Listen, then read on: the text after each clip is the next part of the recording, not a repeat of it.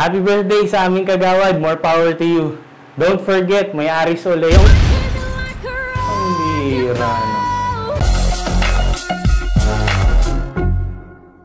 What's up mga kapepe? Madalas nating marinig, ang gulo naman dito sa Metro Manila. Usually ay dahil yan sa traffic at lumulobong populasyon. Pero sa totoo lang, ay may kinalaman yan sa maling sistema na meron sila ngayon. Kung titignan natin maigi, kanya-kanya ang patakaran ng mga syudad dito. Kanya-kanyang traffic scheme, kanya-kanyang beautification project, kanya-kanyang pride at kaipalan. Imbis na magtulungan sa isang common policy sa ikabubuti ng lungsod. At ang salarin sa ganitong bulok na sistema, yep, you're correct. 1987 Constitution. Ganitay kasi yan. Ang mga syudad ng Metro Manila ay classified as highly urbanized cities. At ayon sa Article 10, Section 12 ng 1987 Constitution natin, ay nag-research ang bakla. Ang mga highly urbanized cities ay considered independent, meaning sila ay nasa direct supervision ng national government at hindi sila pwedeng mapailalim sa isang probinsya. Eh paano kung magkaroon na lang ng isang regional governor sa Manila? Gaya ng ARMM na nagtatakda ng policy na susundin ng mga lungsod nito. Sorry, pero din siya nuubra dahil ayon sa lola mo, Cordillera at Muslim Mindanao lang ang pwede sa ganitong kembular kalarks, diba? Kaya kung iisipin nating mabuti, ang mga reform sa konstitusyon na gusto nating mangyari ay di lang tungkol sa pagbibigay ng dagdag kapangyarihan sa mga rehiyon. Ito rin ay para mas centralize sa mga policies na pinapatupad sa malalaking metropolitan area tulad ng Metro Manila na composed ng mga lungsod magkakatabi at magkakadikit para iwas gulo at maging mas maayos. Ganoon! Hope may natutunan kayo. So like, comment, share, and follow us for more Refor Minute videos.